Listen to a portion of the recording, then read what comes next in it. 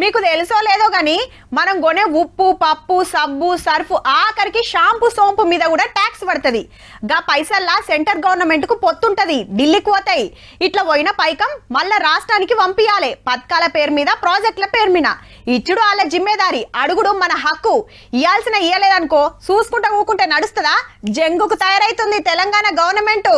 7 నెలల 3 మాటల ప్రధానమంత్రి సార్ను 18 మంది సెంటర్ మంత్రులను కలిసి సెంటర్ బడ్జెట్ లో తెలంగాణకి ఏమి ఇయ్యలేదని గరమైండు CM Revanth Reddy sir. Bayyaram steel factory, Kazipet railway coach factory, IIM, Palamuru ప్రాజెక్టులకు పైకము, మెట్రో రైల్ వెంచుడు, మూసిన్ ముద్దుగా చేసుడు, ఇట్లా ఎన్నో కాయిదాలు ఇచ్చినా కానలేదు అనుకొచ్చిండు. బడ్జెట్ లో తెలంగాణ అనే పదాన్ని నిషేధించిండ్రు.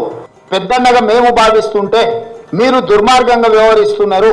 వికసిత్ భారత్ అనే దాంట్లో తెలంగాణ భాగం కాదు అని ప్రధానమంత్రి గారు అనుకుంటున్నట్టుగా ఉన్నది. అయితే ఆంధ్రాలో అమరావతి కట్టుకునే దానికి 15,000 కోట్లు, పోలవరం ప్రాజెక్టుకు, రాయలసీమ, ప్రకాశం, కోస్తాంధ్ర జిల్లాలకు కోరినంత సాయం చేస్తుంది సెంటర్ గవర్నమెంట్. మరి మాకెందుకు ఇయ్యారని అడిగిండు. అట్లనే బీహార్ కు కూడా బగ్గనే ఇచ్చే వరకు గిట్లా అన్నాడు. కుర్చీ బచావో బడ్జెట్ లాగా ఉన్నది. కేవలం క్విడ్ ప్రోకో ఎన్డీఏ కా మతలబ్ నాయుడు నితీష్ డిపెండెంట్ అలయన్స్. ఇంత అన్యాయం జరిగితే తెలంగాణకెళ్ళి గెలిచిన 8 మంది బీజేపీ ఎంపీలు, అందులో 2 సెంటర్ మంత్రులు ఏం చేస్తున్నారని ప్రశ్నించిండు రేవంత్ రెడ్డి సారు. తెలంగాణ ప్రజలకు క్షమాపణ చెప్పి తక్షణమే మోడీ మంత్రివర్గం నుంచి తప్పుకోవాలి కిషన్ రెడ్డి గారు. ఇదే ముచ్చట మీద అసెంబ్లీలో చర్చ పెడతాం. ప్రతిపక్ష లీడర్ కేసీఆర్ గారు కూడా తప్పకుండా రావాలని కోరిండు.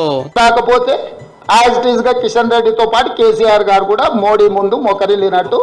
అయితే అటు గులాబీ పార్టీ కూడా గుస్సా మీద ఉన్నది, బడ్జెట్ లో తెలంగాణకు అన్యాయం చేసిండ్రని.